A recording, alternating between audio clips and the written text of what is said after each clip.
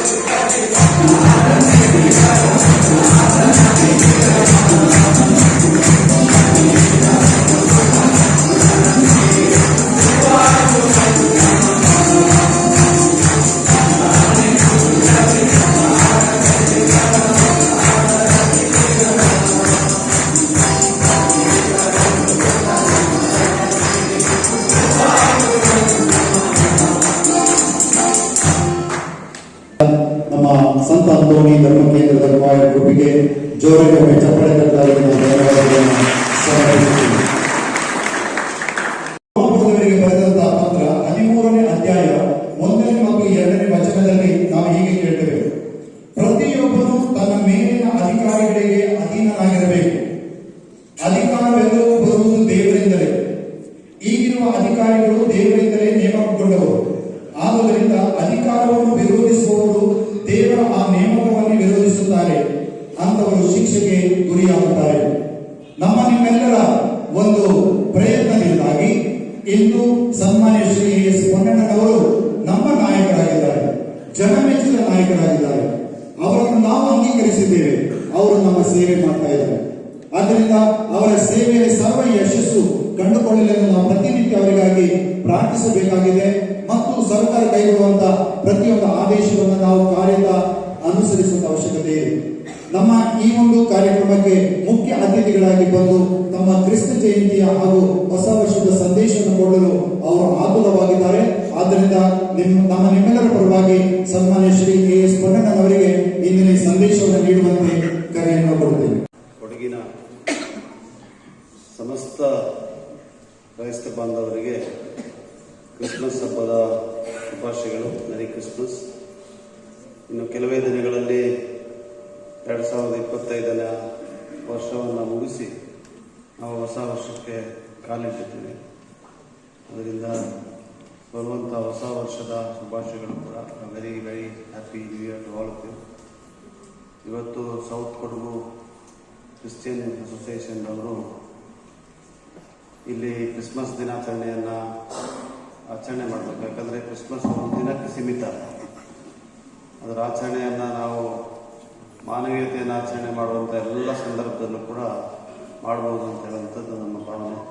ಅದರಿಂದ 25ನೇ ತಾರೀಕು ಮುಂದೂ ಕೂಡ ಕ್ರಿಸ್ಮಸ್ ಹಬ್ಬದ ಆಚರಣೆ ನಡೀತಾನೆ ಇರಬೇಕು. ಹಾಗೂ ಹೊಸ ವರ್ಷದ ಸ್ವಾಗತಕ್ಕೆ ಕೂಡ ನಾವು ತಯಾರಿಯನ್ನು ಮಾಡ್ತಾ ಇದ್ದೀವಿ. ನೀವು ಬರಬೇಕು ಅಂತ ಭಾಳ ಸಂತೋಷದಿಂದ ಈ ಕಾರ್ಯಕ್ರಮದಲ್ಲಿ ಭಾಗವಹಿಸಿ ನಮಗೆಲ್ಲರಿಗೂ ಕೂಡ ಶುಭವನ್ನು ಕೋರಲಿಕ್ಕೆ ಬಯಸ್ತಾ ಇದ್ದೇನೆ.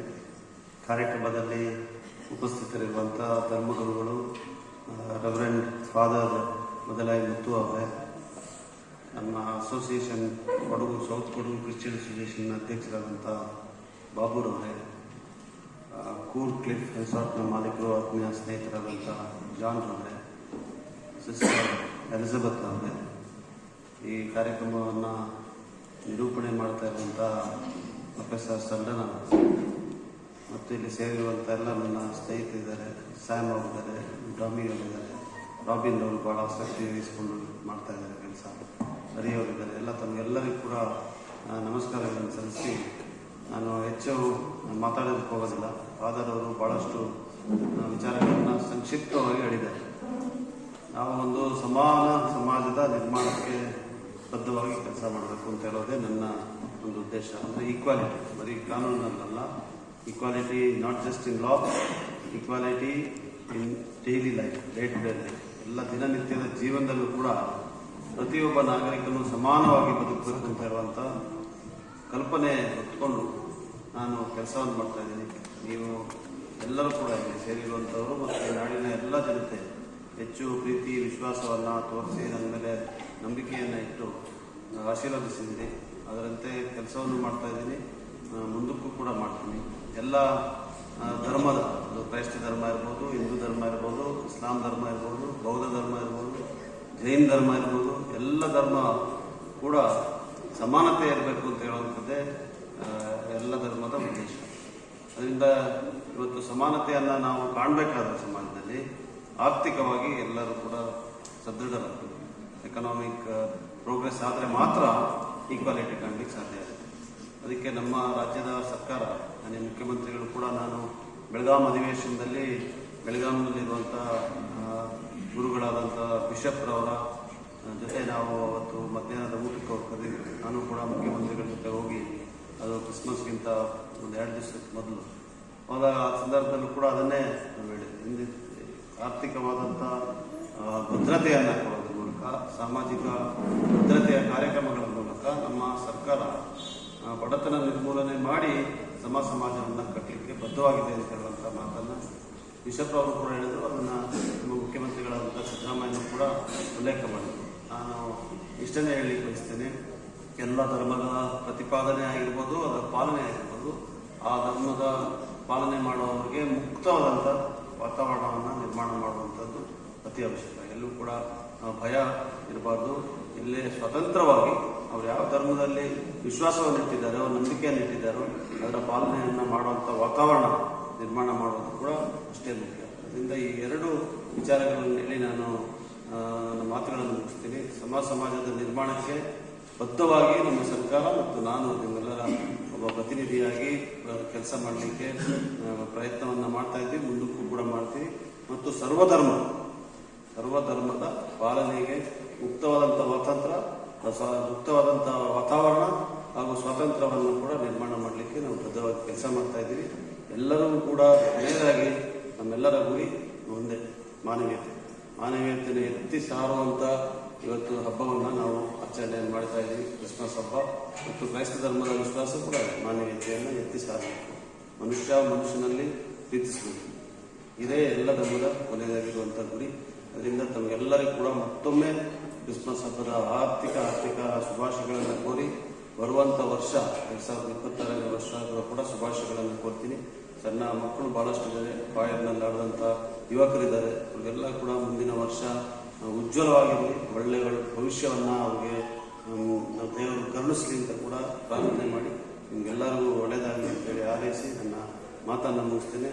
ಭಾಳ ತುರ್ತಾಗಿ ಕಾರ್ಯಕ್ರಮವನ್ನು ಮಾಡಿದ್ದಾರೆ. ಅದರಿಂದ ಕೆಲವರಿಗೆ ತಿಳಿಸ್ಲಿಕ್ಕಾಗಲಿಲ್ಲ. 2-3 ಜನ ಫೋನ್ ಮಾಡಿದ್ರು, ಹೇಳಿದರೆ ನಾವು ಬರ್ತಾ ಇದ್ದೀವಿ. ಎಲ್ಲರಿಗೂ ತಿಳಿಸ್ಲಿಕ್ಕೆ ಸಾಧ್ಯ ಆಗಲಿಲ್ಲ. ಯಾಕಂದ್ರೆ ನನ್ನದು ಕೂಡ ಕಾರ್ಯಕ್ರಮಗಳು ಕೊನೆಯ ಸಮಯದಲ್ಲೇ ನಿಗದಿ ಆಗ್ತದೆ. ಮೊದಲೇ ನಿಗದಿ ಮಾಡೋದಕ್ಕಾಗೋದಿಲ್ಲ, ಪರಿಸ್ಥಿತಿ ಆ ಥರ ಇದೆ. ಅದರಿಂದ ಅವ್ರಿಗೆ ನಾನು ಕ್ಷಮೆಯನ್ನು ಕೇಳ್ತೀನಿ. ಯಾಕಂದ್ರೆ ನನ್ನಿಂದ ತುರ್ತಾಗಿ ಕಾರ್ಯಕ್ರಮವನ್ನು ಮಾಡಲಿಕ್ಕೆ, ಅದರಿಂದ ಅವ್ರು ಬರಲಿಕ್ಕಾಗಲಿಲ್ಲ, ಹಲವಾರು ಜನರು ಬರಲಿಕ್ಕಾಗಲಿ ಅಂತ ಫೋನ್ ಕೂಡ ಮಾಡ್ತಾರೆ. ಅದಕ್ಕೆ ತಮಗೆಲ್ಲರೂ ಕೂಡ ಒಳ್ಳೆಯದಾಗಲಿ ಅಂತ ಹಾರೈಸಿ, ಕಾರ್ಯಕ್ರಮ ಭಾಳ ಸುಂದರವಾಗಿ ಚೆನ್ನಾಗಿ ನಡೆಸ್ಕೊಟ್ಟಿದ್ದೀನಿ. ತಮಗೆ ಧನ್ಯವಾದಗಳು. ಪ್ರೊಫೆಸರ್ ಸಂತಾನ ಅವರಿಗೆ ನಾನು ಸ್ವಲ್ಪ ಬೇರೆ ಕಾರ್ಯಕ್ರಮಗಳಿದೆ ನನಗೆ ಹೊರಡಬೇಕು, ಅದಕ್ಕೆ ಆದಷ್ಟು ಬೇರೆ ಕಾರ್ಯಕ್ರಮ ಮುಗಿಸ್ಕೊಡಿ ಅಂತ ಕೇಳ್ಕೊಳ್ತಿದ್ದೀನಿ. ನಮಸ್ಕಾರ. ಸಹಕಾರ ಮತ್ತು ನಮ್ಮ ಪ್ರಾರ್ಥನೆ ನಿಮಗೋಸ್ಕರ ನಿರಂತರವಾಗಿ ನಮ್ಮನ್ನು ಭರವಸೆ ಇದೆ. ಸುಂದರವಾದ ಸಂದೇಶ ನೀಡಿದಂಥ ಸನ್ಮಾನ್ಯ ಶ್ರೀ ಎಸ್ ಪೊನ್ನಣ್ಣನವರಿಗೆ, ನಮ್ಮ ನೆಚ್ಚಿನ MLA ಇವರಿಗೆ ನಮ್ಮ ಧನ್ಯವಾದಗಳು. Now we are going for the presidential remarks. Presidential remarks ಅಧ್ಯಕ್ಷರ ಭಾಷಣಕ್ಕಾಗಿ ವಿನಂತಿಸ್ತೇನೆ. ಸೌತ್ ಕೊಡಗು ಕ್ರಿಶ್ಚಿಯನ್ ಅಸೋಸಿಯೇಷನ್ ಇದರ ಅಧ್ಯಕ್ಷರು ಆಗಿರ್ತಕ್ಕಂಥ ಸನ್ಮಾನ್ಯ ಶ್ರೀ ಎ ಜೆ ಬಾಬುರವರು ಅಧ್ಯಕ್ಷ ಭಾಷಣವನ್ನು ನುಡಿಯುವಂತೆ ವಿನಂತಿಸ್ತೇನೆ.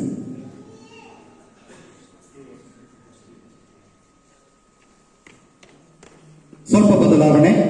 ಸನ್ಮಾನ್ಯ ಶ್ರೀ ಟಿ ಜಾನ್ MD ಕೂಡ್ ಕ್ಲಿಫ್ ರೆಸಾರ್ಟ್ ಹಂಚಿಕಾರ್ ಇವರುಗಳು ನಮ್ಮನ್ನು ಉದ್ದೇಶಿಸಿ ಮಾತನಾಡುವಂತೆ ವಿನಂತಿಸ್ತೇನೆ.